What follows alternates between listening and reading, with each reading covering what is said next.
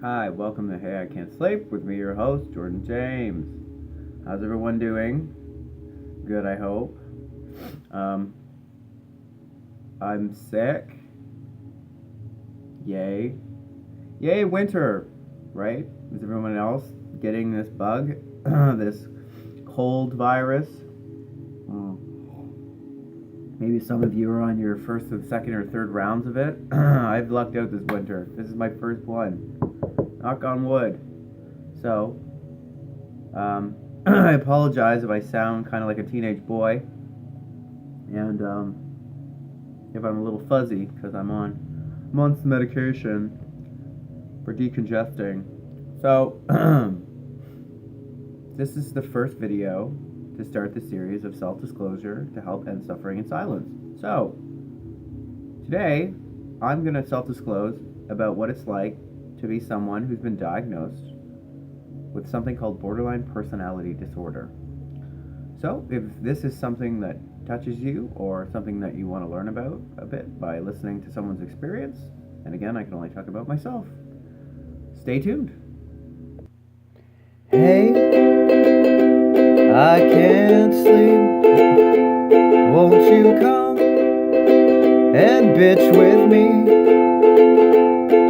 So grab yourself a tea and come and sit with me all night.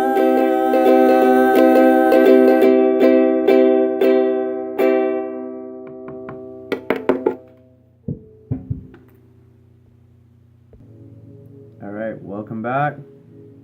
Thanks for staying tuned. So, borderline personality disorder, that's a mouthful. First of all, I want to start by saying if you're someone who thinks you're suffering from borderline personality disorder, otherwise known as BPD,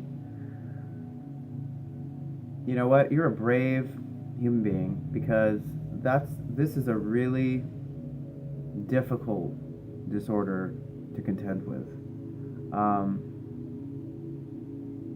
So first I'm going to start with kind of what it is. And this is just going to be, I'm not a psychiatrist or a psychologist. I'm just going to kind of go through an internet blurb about what it is.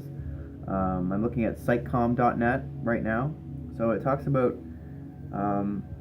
the term borderline refers to the fact that people with this condition tend to border on being diagnosed with additional mental health conditions in their lifetime, including psychosis.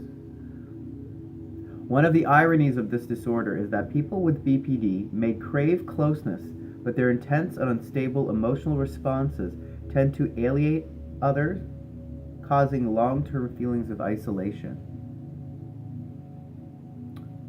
Wow. Sounds terrible, right? So let's get into some of the symptoms of borderline personality disorder. So, borderline personality disorder is a personality disorder that typically includes the following symptoms: inappropriate or extreme emotional reactions, highly impulsive behavior, a history of unstable relationships. Some of the symptoms of borderline personality disorder, they can vary from person to person. And common symptoms of the disorder include having an unstable or dysfunctional self-image or distorted sense of self, basically how one feels about oneself, feelings of isolation, boredom, and emptiness, difficulty feeling empathy for others, a history of unstable relationships that can change drastically from intense love and idealization to intense hate, a persistent fear of abandonment and rejection, including extreme emotional reactions to real and even perceived abandonment, intense, highly changeable moods that can last for several days or just a few hours, strong feelings of anxiety, worry, and depression, impulsive, risky, self-destructive, and dangerous behaviors, including reckless driving, drug or alcohol abuse, or having unsafe sex. Hostility, unstable career plans, goals, and aspirations. Many people experience one or more of the above symptoms regularly, but a person with borderline personality disorder will experience many of the symptoms listed above consistently throughout their lives. Wow. That's what it's like having BPD. So, I'm going to make these videos 10 minutes long because that's a realistic amount of time before you need a break. Also, It gets a bit tricky uploading things to YouTube when things are over 10 minutes long. So, I was officially diagnosed as having borderline personality disorder 3 years ago.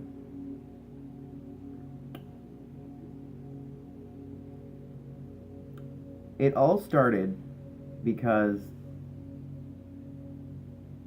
since I was a child, I've struggled with being really sensitive. You know, they talk about people with borderline personality disorder, and the term's going to change in time because there's so much stigma with this disorder. Because people who have BPD, those of us who struggle with BPD, our emotions can exhaust people. That includes psychiatrists and psychologists. So people get kind of tired. They get frustrated. Because when you have this sense of wanting to be close yet wanting to run away all the time, you burn people out. You don't mean to. We don't mean to burn people out. It's because, it talks about this sense of having an unstable or dysfunctional self-image or a distorted sense of self. If you don't feel strong and confident in who you are, and you don't have that secure base within yourself, it affects everything around you. I mean, think about a house, right? If you build a house on quicksand, it might look great for 5 seconds, but it's going to sink into the ground. Borderline personality disorder is something that happens because of trauma. In some way, whether it's been a defect in your brain to having really horrible things happen to you, maybe you had a parent that was verbally or emotionally, spiritually, physically, sexually abusive, maybe you grew up in the chronic state of those things, and now you have this unstable sense of self because maybe you were told, in my case, because this is all about self-disclosure, right? In my case, my borderline personality disorder developed because I had a father who had antisocial personality disorder, otherwise known as psychopathy or sociopathy.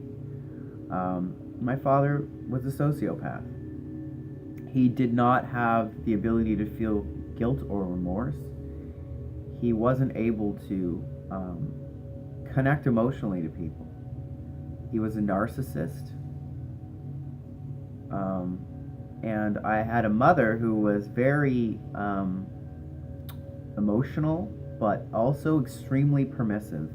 My mother was someone who was a battered woman. She was also a survivor of trauma and sexual abuse. So my mother learned to conform to the needs of narcissistic men at a very early age and carried that throughout her entire life. So I grew up with a set of inconsistent reward systems and discipline and sense of environment and sense of self overall. What does that mean? One day I was a great kid, the next day I was a shit kid. One day I was really loving and welcoming. I felt good about myself. I was treated with respect. I was supported for my endeavors. I like to draw. People said you're a great artist. And then sometimes I was, useless. My stepfather used to tell me that I was as useless as tits on a board. Wow, right? That's pretty terrible. So, over time, this inconsistent parenting style, reinforcement schedule, punishment, whatever, it had a profound effect on the way that my brain developed. And maybe it had a profound effect on the way that your brain developed. And what that meant is that I don't feel like I'm good enough. I don't feel like I know who I am. I don't feel like and I don't mean I don't know who I am because I'm discovering myself. That kind of self-discovery that we talk about that goes along with finding yourself. I mean, like, literally, I've disassociated. Disassociation means leaving yourself. Have you ever driven home after a long hard day at work and you know you got home, but the whole time you're driving, your part of your brain knows how to drive the car, but the other part's been thinking about things, and you get home and you're like, whoa, I don't really remember the drive. That's disassociation. We do it as a way to survive things that we are experiencing that are really terrible or that we don't want to be a part of.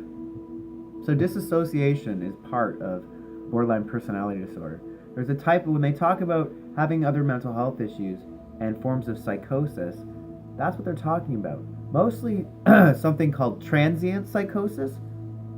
I'm going to stop this video because it's 10 minutes long, and then I'll talk a bit about what transient psychosis is.